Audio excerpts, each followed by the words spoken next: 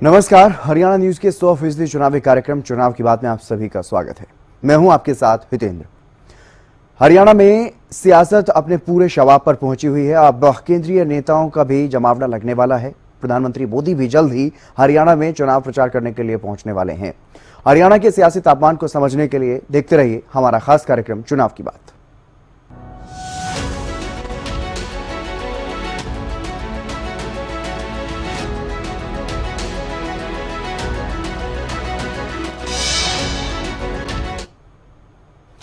और चुनाव की बात में सबसे पहले बात करेंगे मुख्य विपक्षी दल कांग्रेस की, क्योंकि कांग्रेस को लेकर के एक बड़ी जानकारी सामने आ रही है। जल्द ही कांग्रेस की दूसरी सूची सामने आने वाली है। ये बड़ी खबर आपको बता रहे हैं। दूसरी लिस्ट में करीब 30 नाम फाइनल करेगी कांग्रेस और ये सूची किसी भी वक्त जारी हो सकती है। पहली सूची में कांग्रेस ने 32 उम्मीदवारों के नामों का ऐलान किया और अब जो सूची किसी भी वक्त सामने आ सकती है। जल्द ही कांग्रेस की दूसरी लिस्ट सामने आने वाली है। अब किसी भी वक्त कांग्रेस की दूसरी सूची सामने आ सकती है और इस सूची में करीब 30 नाम बताए जा रहे हैं कि 30 नामों का ऐलान किया जा सकता है कांग्रेस की तरफ से। ये बड़ी खबर आपको बता रहे हैं। कांग्रेस ने पहली सूची में 32 नामों का ऐलान किया, अब दूसरी सूची में करीब 30 नाम हो सकते हैं। दूसरी सूची को लेकर के जानकारी सामने आ रही है। किसी भी वक्त दूसरी सूची जारी की जा सकती है कांग्रेस की तरफ से। ये बड़ी खबर आपको बता रहे हैं। कांग्रेस की दूसरी सूची को लेकर के बड़ी जानकारी आपको दे रहे हैं। जल्द ही कांग्रेस की दूसरी लिस्ट आने वाली है। किसी भी वक्त कांग्रेस की तरफ से अपनी दूसरी सूची जारी की जा सकती है। यह बड़ी खबर आपको बता रहे हैं। हरियाणा विधानसभा चुनाव से जुड़ी हुई, हरियाणा कांग्रेस से जुड़ी हुई ये बड़ी खबर। विधानसभा चुनाव को लेकर के हरियाणा में कांग्रेस के जो उम्मीदवार रहने वाले हैं उनके नाम लगभग फाइनल हैं। पहले से ही सूची जारी होनी है दूसरी, और करीब 30 नाम बताए जा रहे हैं कि दूसरी सूची में जिनका ऐलान किया जा सकता है। रवि कालीरमन हमारे विशेष संवाददाता हमारे साथ जुड़ गए हैं अधिक जानकारी के साथ। रवि, फिलहाल क्या कुछ ताजा अपडेट इस खबर को लेकर के मिल रही है, क्योंकि जल्द ही बताया जा रहा है कि कांग्रेस की दूसरी सूची भी जारी कांग्रेस की तरफ से की जा सकती है। हाँ बिल्कुल, देखिए अब से कुछ ही देर बाद जो है कांग्रेस अपनी दूसरी सूची जारी कर सकती है। अब दूसरी सूची की अगर बात की जाए तो 30 के आसपास नाम जो है वो दूसरी सूची में रह सकते हैं। इससे पहले 32 उम्मीदवारों की सूची जो है कांग्रेस की तरफ से जारी की गई थी। आज 30 नामों को लेकर कहीं ना कहीं दूसरी सूची हो सकती है। इसके बाद तीसरी सूची वो करीब 11 तारीख के आसपास जो है वो आ सकती है। 11 तारीख की देर रात तक जो है तीसरी सूची आने की संभावना जो है वो जताई जा रही है। अब देखना हुआ कि किन चेहरों को मौका इस सूची में दिया जाता है। माना यही जा रहा है कि कांग्रेस के सीनियर लीडर्स के जो तमाम जो सीनियर लीडर्स हैं उनको इस जो सूची में है वो मौका दिया जा सकता है केंद्र, और कहीं ना कहीं तमाम जो पैरामीटर्स सेट जो कांग्रेस की तरफ से किए गए थे क्या उन्हीं पर ये सूची होगी। क्योंकि देखिए कुछ अंदर से चीजें निकल करके सामने आ रही है। कुछ चीजें ये आ रही है कि जो पैरामीटर्स कांग्रेस की तरफ से सेट किए गए थे उन पैरामीटर्स को कांग्रेस की तरफ से ही दरकिनार किया गया है। सबसे पहली चीज, बार बार एक ही बात पर फोकस किया जा रहा था कि 2 से 3 बार जो विधायक या जो नेता जो चुनाव हार चुके हैं तो उनकी टिकट काटी जा सकती है। तो ऐसे में कहीं ना कहीं इस पैरामीटर को दरकिनार किया जा सकता है।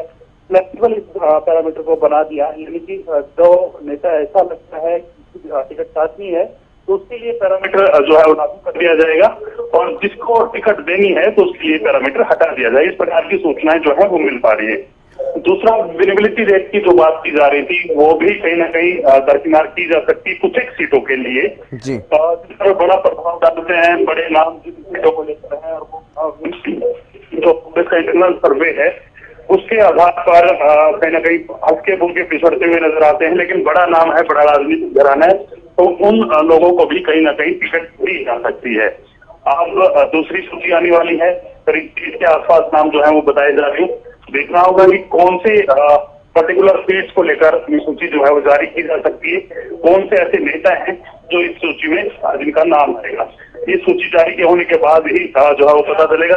माना जा रहा है कि करीब 10 बजे के आसपास दूसरी सूची जो है वो कांग्रेस जारी कर सकती है। बिल्कुल रवि, क्योंकि दूसरी सूची का भी इंतजार किया जा रहा है और जिस तरीके से पहली सूची में हमने देखा कि तमाम जो विधायक थे उन पर दांव फिर से लगाया गया है कांग्रेस की तरफ से, लेकिन ये जो दूसरी सूची आने वाली है इसमें कौन कौन से क्षेत्र ऐसे हो सकते हैं, कौन कौन से ऐसे बड़े चेहरे हो सकते हैं जहां पर उम्मीदवारों का ऐलान कांग्रेस की तरफ से किया जा सकता है दूसरी सूची में? और बिल्कुल देखिए, कहीं ना कहीं अम्बाला लोकसभा की अगर बात की जाए तो अम्बाला लोकसभा क्षेत्र के अंतर्गत आने वाली सीट इसमें हो सकती है। इसके साथ साथ हिसार लोकसभा के अंतर्गत आने वाली सीट हो सकती है और फरीदाबाद लोकसभा के अंतर्गत आने वाली सीट जो है सूची में हो सकती है। अब देखना होगा कि कितनी सूचियों में जो है कितने नामों की सूची जारी होती है। इसके अलावा कुछ एक और विधानसभा क्षेत्र हैं जो कहीं ना कहीं इस सूची में एड ऑन किए जा सकते हैं। जिन क्षेत्रों में मौजूदा विधायक थे उनकी जगह कुछ एक और पर्टिकुलर विधानसभा क्षेत्र जो है वो जोड़े जा सकते हैं। देखना होगा कि 30 के आसपास सूची बताई जा रही है, 30 की सूची आती है या उससे ज्यादा आती है, उसके आसपास आती है, ये देखने वाली बात है। लेकिन ये जरूर तय है कि कांग्रेस 3 किस्तों में अपनी तमाम जो सूचियां हैं वो जारी करेगी। हाँ बिल्कुल रवि, क्योंकि लगातार इस बात को हरियाणा न्यूज अपने दर्शकों को बता रहा है कि आज ही ये दूसरी सूची सामने आ जाएगी। अब से कुछ ही देर बाद हरियाणा कांग्रेस की दूसरी सूची सामने आने वाली है, लेकिन इस सूची को लेकर के तमाम लोगों में उत्सुकता है कि किस तरह की ये सूची रहने वाली है। क्या इस सूची में कुछ अलग देखने को मिलेगा? क्या युवाओं को इस बार हरियाणा में कांग्रेस मौका देती हुई नजर आ रही है? क्या ऐसे चेहरे हैं या फिर नए चेहरों को मौका दिया जाने की संभावना है, या पुरानों को ही, जिन पर पिछली बार चुनावी मैदान में जिन्हें उतारा गया था, क्या उन्हीं को उतारा जाएगा? और बिल्कुल ही देखने वाली बात है कि इन चेहरों को लेकर कांग्रेस की तरफ से मैदान में उन चेहरों को उतारा जाता है। हालांकि कहा जा रहा है कि विजिबिलिटी के हिसाब से तमाम चीजें जो है वो फाइनल की गई हैं। उसमें पुराने चेहरे भी हो सकते हैं, कुछ नए चेहरे भी हो सकते हैं और कुछ इम्पोर्ट किए हुए जो चेहरे भी वो अन्य पार्टियों से आए हुए चेहरे भी हो सकते हैं। अब कांग्रेस सूची जारी करेगी, उसके बाद ही तमाम चीजें जो है वो सामने निकल करके आएंगी। लेकिन जो सूत्रों के हवाले से खबर जो मिल पा रही है केंद्र, वो 10 बजे के आसपास जो है वो कांग्रेस सूची जारी कर सकती है। इस प्रकार की खबर निकल करके सामने आ रही है।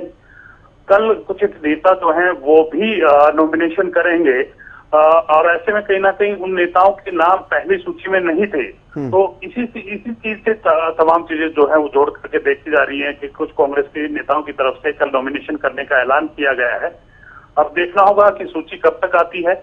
माना यही जा रहा है कि जल्द सूची जो है वो कांग्रेस हाईकमान की तरफ से जारी कर दी जाएगी। बिल्कुल रवि, क्योंकि जिताऊ और टिकाऊ की बात लगातार कांग्रेस की तरफ से की जा रही है, लेकिन टिकाऊ वाला जो पैरामीटर है वो कहीं ना कहीं उसमें ढिलाई बरतती हुई कांग्रेस दिखाई दी। पहली सूची में भी हमने 2 चेहरे ऐसे देखे। इस बार इस सूची में क्या कुछ ज्यादा जानकारी है? कितने ऐसे चेहरे देखने को मिल सकते हैं जो दूसरे दलों से आए कांग्रेस में और अब उनको चुनावी मैदान में कांग्रेस उन पर भरोसा जता सकती है? देखिए, कहीं ना कहीं दूसरे दलों से आए हुए वही चेहरे कहीं ना कहीं सूची में शामिल हो सकते हैं जो मजबूत हैं, जो कहीं ना कहीं जनाधार रखते हैं, जो कहीं ना कहीं लोगों के बीच रहे हैं। उनको तरजीह जो है वो कांग्रेस की तरफ से दी जा सकती है। लेकिन अपने कितने चेहरों को कांग्रेस दरकिनार करेगी देखने वाली बात होगी, क्योंकि सूची आते ही कहीं ना कहीं ये भी माहौल जो है राजनीतिक गलियारों में चर्चा है। जिस प्रकार से बीजेपी में भगदड़ मची थी, बीजेपी के नेताओं की तरफ से इस्तीफे जारी किए गए थे लगातार, यानी कि बीजेपी की सूची जारी करते ही पहला इस्तीफा जो है 6 मिनट के अंदर अंदर आ गया था। तो कहीं ना कहीं इस प्रकार की डर कांग्रेस हाईकमान के जहन में भी है और उसी को लेकर ये तमाम चीजें की जा रही हैं, ढिलाई बरती जा रही है। 3 जो है वो सूचियां जारी की जाएंगी। अंतिम सूची बिल्कुल नॉमिनेशन के टाइम जारी की जाएगी। तो कहीं ना कहीं ये जरूर देखा जा रहा है कि कौन सा ऐसा चेहरा है जो कांग्रेस में टिक सकता है, कौन सा ऐसा क्षेत्र है जहां से जो तमाम जो कैंडिडेट्स हैं, जो इच्छुक उम्मीदवार हैं, वो कहीं ना कहीं बगावत कम से कम करें। तो वो चीजें तमाम चीजें ध्यान में कांग्रेस आला कमान जो है वो रख के जो सूची जारी करी है। यही वजह है कि किस्तों में सूची जो है वो जारी की जा रही है कि एकदम से गलत मैसेज जो है लोगों के बीच ना जाए। परसेप्शन जो क्रिएट कांग्रेस के पक्ष की हो रखी है पूरे चुनाव में, वो परसेप्शन जो है यूं बनी रहे, तो उसको लेकर कहीं ना कहीं कांग्रेस प्रयासरत है। बिल्कुल। और रवि, लेकिन कुछ नेता ऐसे भी हैं जहां पर अभी तक कांग्रेस की तरफ से उम्मीदवार का ऐलान नहीं किया गया, लेकिन नॉमिनेशन की तैयारी कुछ उम्मीदवार कर रहे हैं। भले ही अभी तक उम्मीदवारों का नाम वहां पर अनाउंस नहीं किया गया उन सीटों पर, लेकिन कई सीटें ऐसी हैं जहां पर कुछ नेता अपने अपने नॉमिनेशन की तैयारियां कर रहे हैं। उनको लेकर के क्या कुछ जानकारी? क्या वो कांग्रेस से फिर बगावती तेवर कांग्रेस को दिखाते हुए नजर आएंगे या फिर कांग्रेस में ही रहेंगे? क्योंकि नॉमिनेशन की अगर वो तैयारी कर रहे हैं, चुनाव की वो तैयारी कर रहे हैं, अगर उनका नाम नहीं आता, नाम कट जाता है, तो फिर क्या कुछ स्थिति देखने को मिल सकती है कांग्रेस में? देखिए, बड़े चेहरे हैं, कुछ बड़े चेहरे कहीं ना कहीं कल नॉमिनेशन का प्लान जो है वो बना करके बैठे हैं। देखना होगा कि किस प्रकार से दूसरी सूची में उनका नाम जारी होता है। लेकिन कहीं ना कहीं अंदरूनी खाने से या इंटरनल उनके पास पुख्ता ऐसी खबर है कि उनकी जो टिकट है वो लगभग फाइनल हो चुकी है। सभी तमाम जो प्लानिंग्स है उनकी तरफ से की गई हैं। अब इंतजार है सिर्फ ऑफिशियल अनाउंसमेंट का, यानी कि ऑफिशियल सूची जो जारी की जाएगी उसके बाद कहीं ना कहीं तमाम जो नेता हैं जो प्लानिंग करके बैठे हैं वो जो है अपनी जो नॉमिनेशन है वो करते हुए नजर आएंगे। और साथ साथ एक वजह ये भी मानी जा रही है कि आज सूची आएगी, जिस प्रकार से आप भी बता रहे हैं और लगातार राजनीतिक गलियारों में चर्चा ये भी है कि कुछ बड़े नेताओं की तरफ से, कांग्रेस के बड़े नेताओं की तरफ से नॉमिनेशन का जो प्लानिंग कल की कर रखी है, तो उससे पहले सूची जो है वो जारी हो सकती है, उससे पहले उन सूची में उनका नाम आएगा, तब जाके वो नॉमिनेशन करते हुए नजर आएंगे। तो एक वजह जो है आज सूची जारी होने की ये भी मानी जा रही है। जी चलिए, आप नजर बनाए रखिएगा रवि, बहुत शुक्रिया तमाम जानकारी देने के लिए।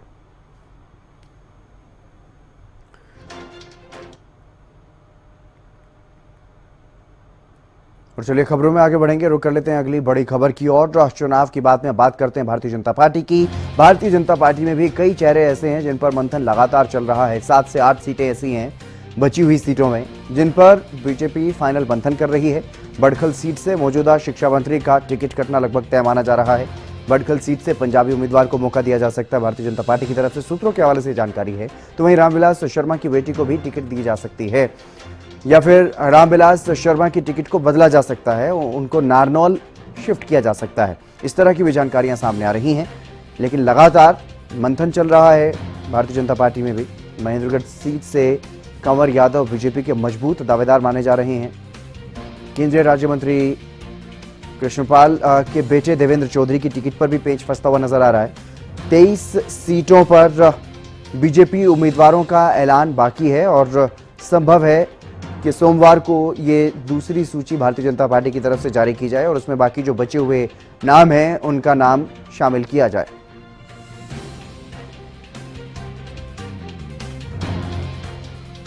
और जो सीटें अभी बची हुई हैं उनके बारे में आपको बता देते हैं। बीजेपी का 23 सीटों पर महामंथन चल रहा है।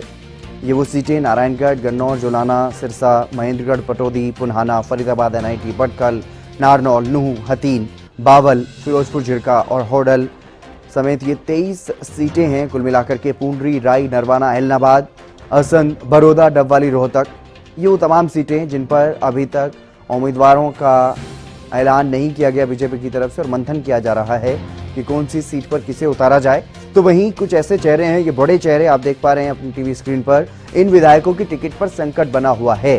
डॉक्टर बनवारी लाल, जिनकी टिकट कटने की ज्यादा संभावनाएं नजर आ रही हैं। बावल से ये विधायक और कैबिनेट में मंत्री भी रहे।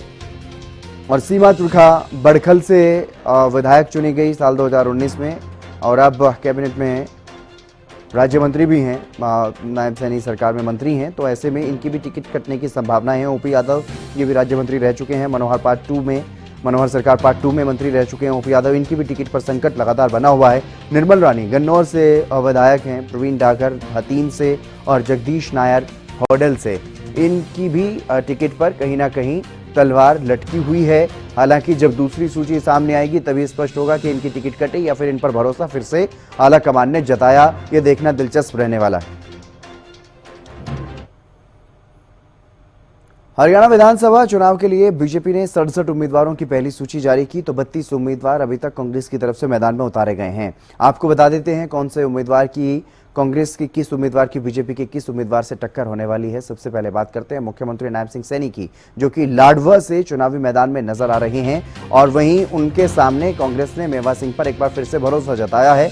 दिलचस्प मुकाबला यहां पर देखने को मिल सकता है क्योंकि वर्तमान में विधायक मेवा सिंह हैं। दूसरी बात करते हैं नेता प्रतिपक्ष भूपेंद्र सिंह हुड्डा की। ये कांग्रेस से गढ़ी सांपला किलोई से एक बार फिर से चुनावी मैदान में नजर आएंगे। तो इनके सामने मंजू को वहां पर उम्मीदवार बनाया गया, शक्ति रानी शर्मा कालका से और प्रदीप चौधरी कांग्रेस से। बलवंत सिंह बीजेपी की तरफ से सढौरा में चुनावी उम्मीदवार हैं, तो रेणुबाला कांग्रेस से वहां पर इनको टक्कर देंगी, मुकाबला होगा। श्याम सिंह राणा बीजेपी के उम्मीदवार रादौर से, तो रादौर में कांग्रेस ने बिशन लाल सैनी पर फिर से भरोसा जताया है। ये बड़ी खबर आपको बता रहे हैं। और नीलोखेड़ी में भगवान दास कबीरपंथी बनाम धर्मपाल गोंदर, यह मुकाबला यहां पर होने जा रहा है। मनमोहन भड़ाना वर्सेस धर्म सिंह छोकर, समालखा में मुकाबला काफी दिलचस्प रहने वाला इन दोनों के बीच। पवन कुमार को खरखोदा से बीजेपी ने उम्मीदवार बनाया है, यहां पर जयवीर सिंह कांग्रेस से उम्मीदवार हैं। इसी तरह से निखिल मदान वर्सेस सुरेंद्र पवार, सोनीपत का मुकाबला भी काफी दिलचस्प। नजर आ रहा है इन दोनों के बीच में। रामकुमार गौतम बीजेपी की तरफ से इस्तीफे भेजे गए हैं। सुभाष गांगुली कांग्रेस की तरफ से यहां पर उम्मीदवार बनाए गए हैं। इन दोनों में भी काफी दिलचस्प मुकाबला रहने वाला है। राजेंद्र देसूजोधा और शीशपाल सिंह केहरवाला ये दोनों आपस में भिड़ते हुए नजर आएंगे कालावाली में। सुभाष कलसाना बीजेपी की ओर से शाहबाद में उम्मीदवार, तो रामकरण काला पर कांग्रेस ने भरोसा जताया। रामकरण काला हाल ही में जेजेपी छोड़कर के कांग्रेस में शामिल हुए थे। डॉक्टर अरविंद शर्मा को बीजेपी ने गोहाना भेज दिया है। अब जगवीर सिंह मलिक वहां पर वर्तमान विधायक कांग्रेस के, और इन्हीं से इनका मुकाबला होने जा रहा है। रेणु डाबला कलानौर से बीजेपी की उम्मीदवार, तो शकुंतला खट्टक यहां पर वर्तमान विधायक भी रही हैं और इन्हीं को उम्मीदवार बनाया गया कांग्रेस की तरफ से। दिनेश कौशिक बहादुरगढ़ से उम्मीदवार हैं बीजेपी के। राजेंद्र सिंह जून यहां पर वर्तमान विधायक और कांग्रेस के उम्मीदवार। इन दोनों के बीच में मुकाबला होगा। पिछली बार भी काफी हाई वोल्टेज मुकाबला बादली में देखने को मिला। ओम प्रकाश धनखड़ बनाम कुलदीप वत्स, और इस बार भी वही सेम मुकाबला। दोनों चेहरे सेम है, बीजेपी की तरफ से भी कांग्रेस की तरफ से भी।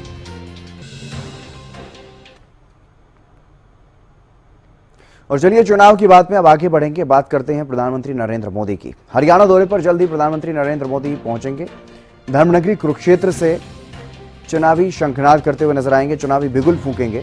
पीएम मोदी 14 सितंबर को कुरुक्षेत्र पहुंचेंगे और कुरुक्षेत्र के थीम पार्क में पीएम मोदी की विशाल जनसभा वहां पर होने वाली है।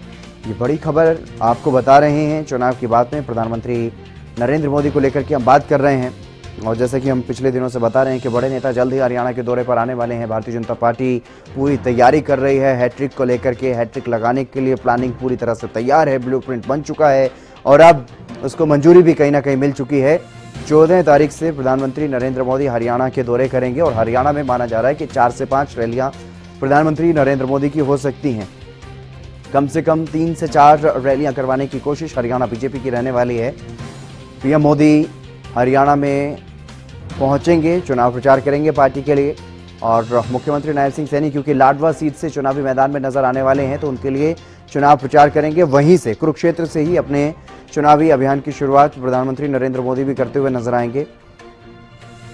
और मुख्यमंत्री नायब सिंह सैनी का पहले लोकसभा क्षेत्र भी रहा है कुरुक्षेत्र, और लाडवा से ही वो इस बार विधानसभा चुनाव में बीजेपी की तरफ से उम्मीदवार बनाए गए हैं लाडवा सीट से। तो ऐसे में कुरुक्षेत्र को चुना गया प्रधानमंत्री की पहली रैली के लिए।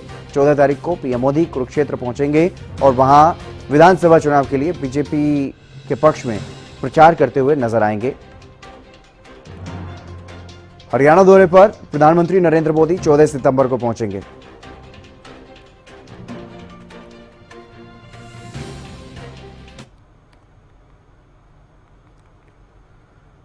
और चुनाव की बात में बात करते हैं दल बदलुओं की। हरियाणा विधानसभा चुनाव से जुड़ी हुई ये बड़ी जानकारी आपको दे दें। जेजेपी को एक और बड़ा झटका लगा है विधानसभा चुनाव के मद्देनजर।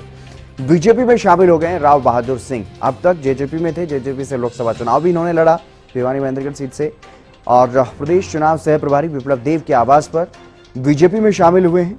ज्वाइनिंग के समय पूर्व मंत्री रामविलास शर्मा भी मौजूद रहे। पूर्व प्रदेश अध्यक्ष भी रह चुके हैं बीजेपी के रामविलास शर्मा, वो इस दौरान मौजूद रहे और उन्हीं की मौजूदगी में राव बहादुर भारतीय जनता पार्टी में शामिल हुए हैं।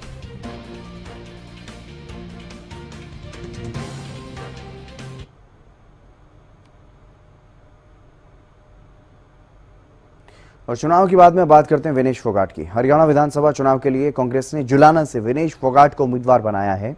इस पर केंद्रीय मंत्री मनोहर लाल की प्रतिक्रिया सामने आई। केंद्रीय मंत्री मनोहर लाल का यह दावा है कि विनेश फोगाट ने खुद जुलाना से चुनाव लड़ने को लेकर के मना किया है और कहीं और से वो टिकट मांग रही। जुलाना से चुनाव लड़ रही हैं सर? कहीं कुछ नहीं है, और वो मुझे पता लग रहा है कि वो भाग भी रही हैं वहाँ से, वो टिक भी नहीं रही हैं। उन्होंने खुद मना किया कि मैं जुलाना से न बंद लड़ाई है और कोई सीटों की भी ऑफर। सिरसा विधायक और हरियाणा लोकहित पार्टी के अध्यक्ष गोपाल कांडा ने यह कहा है कि सेवा और विकास की नीति ही उनकी नीति है। उन्होंने कहा कि न वो किसी से डरते हैं और न ही किसी को डराते हैं। मुख्यमंत्री कोई भी रहा हो, केवल सिरसा के विकास के लिए उन्होंने काम करवाया है हमेशा ही। और उन्होंने ये भी कहा कि चंडीगढ़ में बैठ करके सिरसा के हितों की पैरवी की, मजबूती के साथ पैरवी की, उसी का ये परिणाम है कि सिरसा विधानसभा क्षेत्र के लिए कई बड़ी योजनाएं परियोजनाएं सरकार से मिली हैं।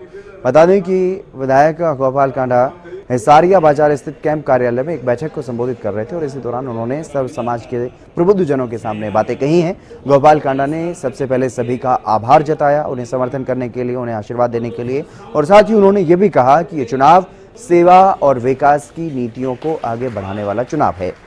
सभी सिरसावासी मेरे परिवार हैं और ये चुनाव गोपाल या गोविंद का नहीं बल्कि आप सभी का है। आप सभी को ये देखना है कि किस तरह से सिरसा के भाईचारे को कायम रखा जाए। विधायक गोपाल कांडा ने सर्वधर्म समभाव की बात की और साथ ही साथ उन्होंने ये भी बताया कि जिस तरह से अग्रवाल सेवा सदन और अरुण वंश सेवा सदन की भूमि दिलवाने का जिक्र करते हुए उन्होंने कहा कि उन्होंने कभी भी जात पात की राजनीति नहीं की है, उन्होंने हमेशा इंसानियत की बात की है। और साथ ही ये भी वो कहते हुए नजर आए कि कोई भी जब मेरे पास पहुंचा सहायता के लिए, सहयोग मांगने के लिए, तो उसका सहयोग किया गया है, उसकी मदद की गई है। इतना काम ये मेरा वायदा जरूर है आपसे कि इस 5 साल के अंदर मैं ऐसी इंडस्ट्रियां, अगर इंडस्ट्रियल टाउनशिप सरकार से आ गया तो 100% ठीक है, वरना 5-10 इंडस्ट्रियां तो ऐसी लगवा दूंगा जिससे हजारों युवाओं को रोजगार मिले और काम मिले। जब उसका ध्यान कन्वर्ट होगा, वो जब वो काम में लगेंगे तो अपने आप इस चीज से दूर रहेंगे। और सिरसा में मेडिकल कॉलेज के साथ साथ नशे से मुक्ति के लिए जो हमने एक जगह मुख्यमंत्री जी से ली है 1 एकड़, सरकार से मैं 100% उम्मीद रखूंगा कि जल्द से जल्द बन जाए, वरना इस नशे की लत में जो मेरे भाई, जो युवा साथी कुछ पड़ गए हैं, तो मैं अपने निजी कोष से, मैंने गोविंद को बोला था कोई जगह देखो, और तुरंत मैं 1 या 2 एकड़ के अंदर एक इस नशे से छुटकारा मिले मेरे साथियों को, भाइयों को जो इस लत में पड़ गए हैं, माँ के नाम से या फादर के नाम से, बाबूजी के नाम से, बाबा तारा चैरिटेबल ट्रस्ट के नाम से, एक अपने निजी कोष से मैं एक हॉस्पिटल आने वाले 1.5-2 साल के अंदर यहां बना दूंगा।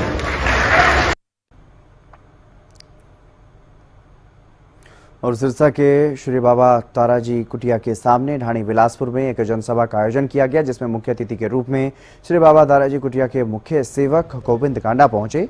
उन्होंने वहां पर जैसे ही वो पहुंचे तो स्थानीय लोगों ने जोरदार तरीके से उनका स्वागत किया और जनसभा के बीच गोविंद कांडा ने लोगों की समस्याओं को भी वहां पर सुना। और श्री बाबा ताराजी कुटिया के मुख्य सेवक गोविंद कांडा ने लोगों से अपील की है कि लोग सिरसा विधायक गोपाल कांडा को एक बार फिर से ज़्यादा मतों से जिताएं, विधायक बनाएं। और गोविंद कांडा ने लोगों को संबोधित करते हुए यह भी कहा है कि कांडा परिवार हर सुख दुख में लोगों के साथ खड़ा रहा है और आगे भी खड़ा रहेगा। 2001 में आया हूँ मैं तो यहाँ पे, और 1 से 25 साल हो गए अब लगभग, तो मैं आपकी सेवा में, बाबा जी मुझे यहाँ छोड़ के गए, और मैं तो आपको प्रणाम करता हूँ सबको, क्योंकि जब आप बाबा जी के साथ, बाबा जी का परिवार हो, तो मुझे क्या, मैं तो सब आपके लिए ही करना है। मैं तो वो, मेरे को तो यह वो समय याद है जब मैं यहाँ बाबा जी ने सेवा दी, और जब ये पूरा इलाका जंगल में होता था और बाबा जी ने इसको मंगल बनाया है, और आज यहाँ कोई चीज की कमी नहीं है। सब ये रामनगर या बिलासपुर ढाणी, ये तो सब आसपास का जो सब पट्टी, ये बाबा जी का परिवार था, ये सारे यहाँ आपको। और ये तो मैं किस्मत वाला हूँ कि जो मैं आपकी सेवा करता हूँ आप सभी की। अरे ये तो सब आपका मान सम्मान प्यार है जी। और मैंने वो जो पानी की बात है, क्योंकि ये जो अपनी सड़क है यहाँ से पानी की पाइप अपना वो ले आएंगे वाटर वर्क्स वाली, इसीलिए छोड़ रखी है। और वैसे एक ट्यूबवेल और मैंने लगवाना शुरू कर दिया अपने वहाँ, ये अपनी जो गौशाला है ना उसके इधर, हाँ वो शुरू हो गया ट्यूबवेल लगना, तो वो लग जाएगा तो पानी वाले की समस्या तो खत्म हो जाएगी। चलिए, चुनाव की बात में आज के लिए बस इतना ही। आप देखते रहिए हरियाणा न्यूज।